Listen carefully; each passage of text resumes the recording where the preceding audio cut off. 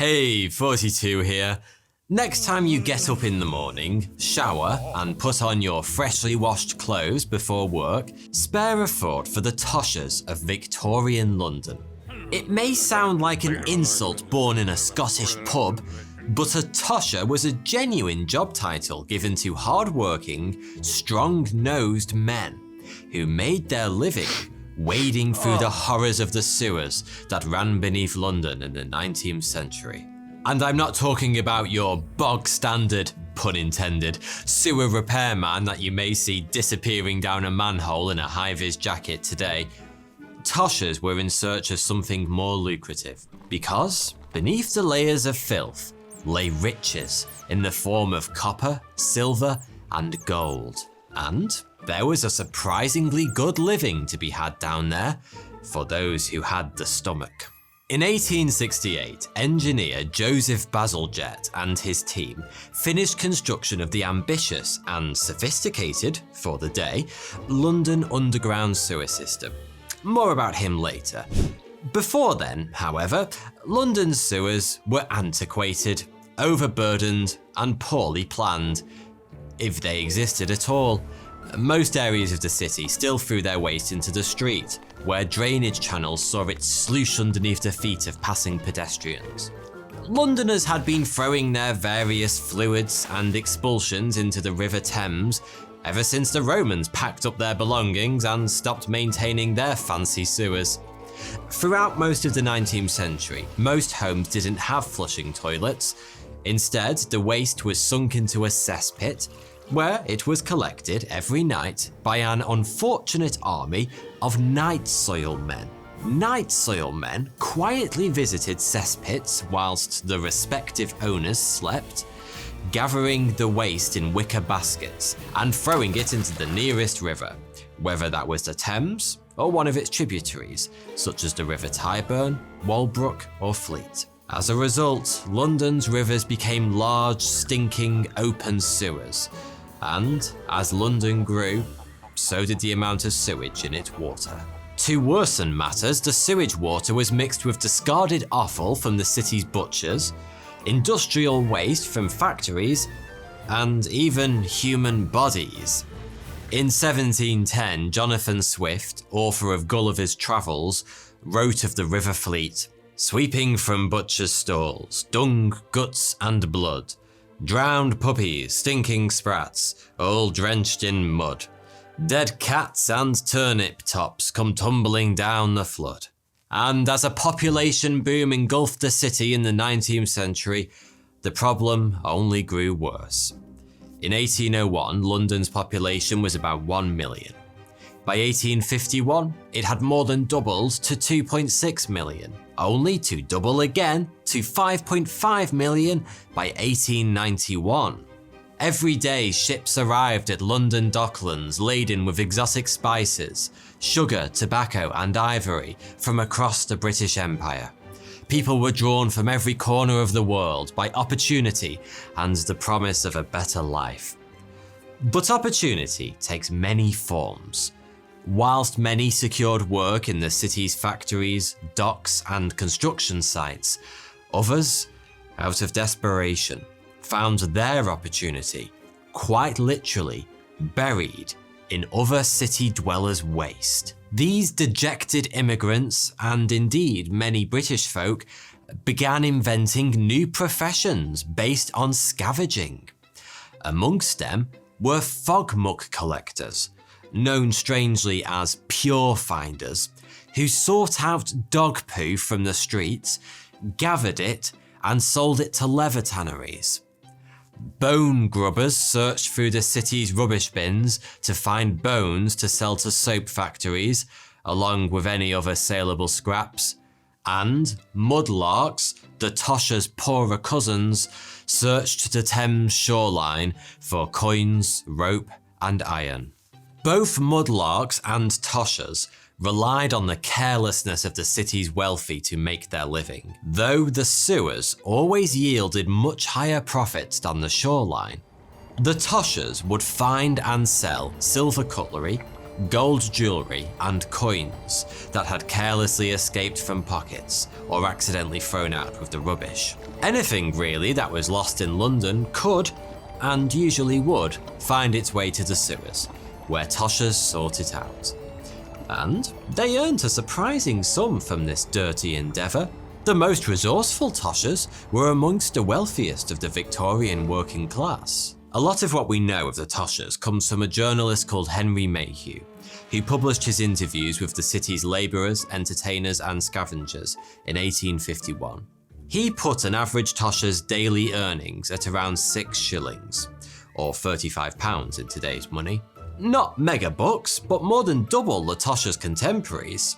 A tosher working 6 days a week could earn himself around 36 shillings.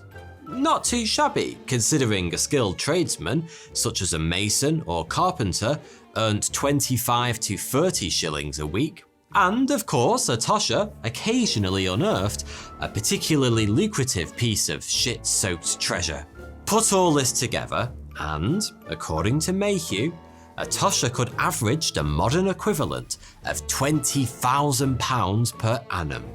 Now, toshers may have lived well, but gosh, the work was unpleasant. To put it about as modestly as a fart in a wind turbine. Not to mention, incredibly dangerous. Because of the dangers posed, toshers never worked alone, but in small gangs of 3 or 4 men, each headed by the most experienced man. They would find their way into the sewers at low tide from the banks of the Thames, armed with fishing nets and long wooden poles around 7 or 8 feet. Attached to one end of these poles was a metal hoe that they would use to search through the filth until they hit something they felt was worth investigating. Then their fishing nets could be used to sift through the muck for smaller treasure. As well as helping them locate shiny treasure, their hoes were used to help them clamber out if they fell into the deep muck. There was a very real risk of drowning down there. My, what a shitty way to go. A quick-thinking tosher would find something to attach his hoe to and pull himself out to safety. To light their way through the dark sewer tunnels, toshers strapped lanterns to their canvas aprons, which had numerous pockets to secure their finds. What we don't quite know is exactly how they cleaned their aprons, hose, and themselves once they were out of the sewers, given that this was a time when only the richest people had bathrooms. Now, the thought of sinking into a quicksand-like soup of rotting excrement sounds pretty darn awful. But believe it or not, that was actually the least of their worries, the most pressing of which was getting lost. The maze of tunnels beneath the streets of London were built over hundreds of years, with some dating back as far as the 16th century. Whilst some were just below street level, close to the grates, others were as much as 40 feet beneath the surface. Even an experienced tosher could mistake one dark brick tunnel for another and find himself somewhere he didn't expect to be. Then there was the old crumbling brickwork itself. Some sewers were built during the reign of Henry VIII, after he passed the Act of Sewers in 1531, and hadn't been particularly well maintained in the intervening centuries. So the slightest misstep could cause a wall of aging rubble to entomb an entire gang of toshers. Yet another risk was drowning. A seasoned tosher had studied the tide times and committed them to memory. But that was not enough, because a surprising opening of the sluice gates or unexpected heavy rainfall could send a wall of water surging through the narrow tunnels, drowning all in its wake. Even the very air itself could kill. Hydrogen sulfide, aptly known as sewer gas, permeated the tunnels and is known for its distinctive rotten egg smell. In large doses, it causes the respiratory system to shut down and death soon follows. Even smaller doses over a prolonged period can cause pneumonia and, yeah, you guessed it, death. So, there we have it. The tosher. Protected only by a wooden pole, an unwashed canvas apron, and a lantern flame, exploring the city's dark, smelly underworld on a daily basis in search of shitty treasure. Despite this medley of morbidity, the most pressing concern for the Toshers was not presented by the sewer itself, but by the city's authorities. Toshing was legal and widely tolerated up until 1840, when it was banned. And so, rather than entering the sewer at dawn, as they had traditionally done so, the Toshers began working at night. All of a sudden, Toshers found themselves not only working to evade death each night, but also arrest and prosecution. They couldn't let on to anyone, not least their neighbours, about their nocturnal toshing. That's not a euphemism, because a reward of £5, around £700 in today's money, was offered to informants for information that led to the apprehension of a tosher. Take all this, then throw into the mix a tosher's subterranean nemesis, the sewer rat, and you have what amounts to an all-around nasty career choice. We aren't talking about your average pint-sized rat here. There were legends from the day of hordes of hundreds, maybe thousands of giant rats that had grown fat on food washed into the sewers. It was said, by some, that a mischief of these jumbo rats, working in unison, could pin an unwitting tosher to the sewer wall and eat him alive in minutes, stripping the flesh from his bones. One tosher, interviewed by his contemporary journalist, Mayhew, reported the following. "I've often seen as many as 100 rats at once, and they're whoppers in the sewers. They'd think nothing of tackling a man. Do you recollect hearing of the man as was found in the sewers about 12 years ago? The rats ate every bit of him, and left nothing but his bones." Whilst claims of man-eating rats are mostly unverified, large and dangerous rats certainly did exist, with a rat bite having the potential to cause heart failure, meningitis, or pneumonia. They were not a threat to be taken lightly. Slightly more far-fetched tales tell of feral sewer pigs that Toshers and others witnessed beneath the city. The story went that a pregnant pig had found her way into the sewers one day, where her litter had been born, and went on to form an underground pig army that regularly terrorized Toshers. It's more likely that they were just large rats glimpsed by candlelight, or, I don't know, the memoir of someone who took LSD and watched Animal Farm. Despite their daily profession posing more dangers than a drunken firing squad in a gulag, most Toshers were surprisingly healthy folk. According to Mayhew, they were strong, robust, and healthy men, generally florid in their complexion, mostly between 60 and 80 years of age, who'd followed the employment during their whole lives. Perhaps, though, it's just a case of survivorship bias. Those who were strong enough to survive their first few months or years of toshing would likely endure a lifetime of it. But by the time Mayhew was writing in 1851, toshing had almost had its day. London's sewers and rivers simply couldn't cope with the needs of its ever-growing population. With the Thames being used both as a giant open sewer and for drinking water, the arrival of cholera to the city circa 1828 was inevitable. More cholera outbreaks followed, along with typhoid and dysentery.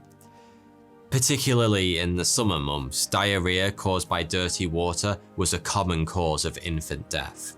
Yet little was done until, in 1858, the aptly named Great Stink arrived.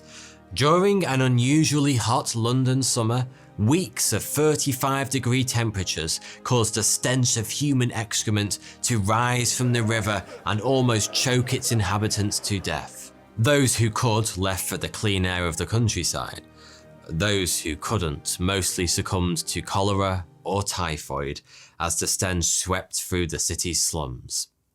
The Houses of Parliament, lying on the banks of the Thames, was hit hard. Like many other buildings, the houses had its curtains soaked in lime to try and hold back the stench, but this was not nearly enough, and the stink quickly overwhelmed its inhabitants.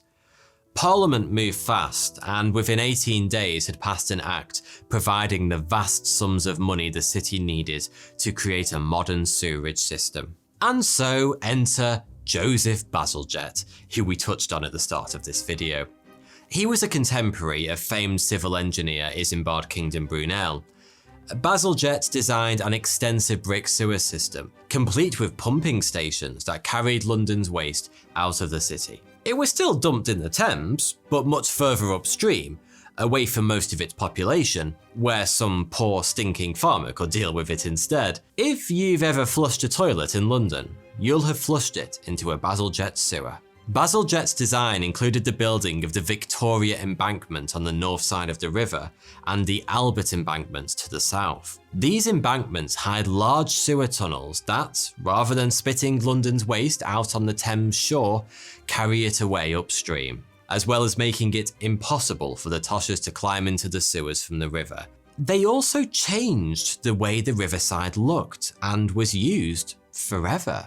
Gardens, a promenade, and a bandstand were all created, turning the riverside into a place of pleasure and relaxation, rather than scavenging, crime, and shit. More than just a practical solution to London's sewers, the embankments were about positioning London as an attractive world city, one in which the filthy trade of the toshers was no longer welcome. But if you ever find yourself in London, wandering around those embankments, perhaps stopping for a drink in the sun or watching a show, spare a thought for the toshers who once scrambled for a living beneath your very feet. Thank you for watching. You can get your hands on my book, Stick a Flag in It, over on Amazon or on Audible. Links to both in the description below. Thank you.